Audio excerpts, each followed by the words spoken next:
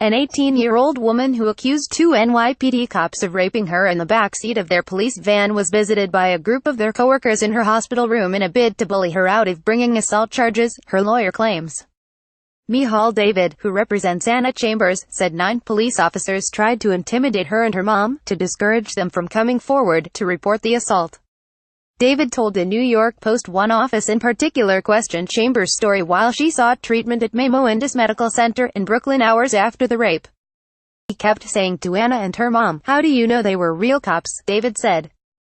"Didn't you make complaints about cops before?"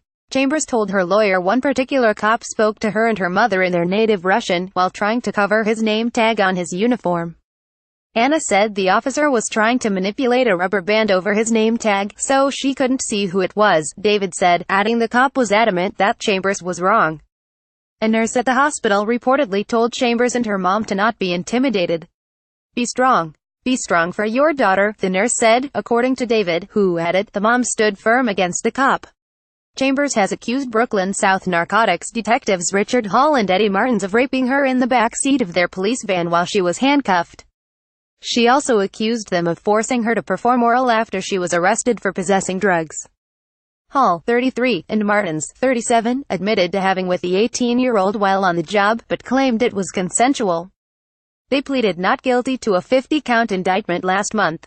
Both detectives resigned from the force in November. They are currently free on bail, the Post reported. DNA from Martins and Hall matched genetic material recovered from Chambers in the rape kit, the Post reported.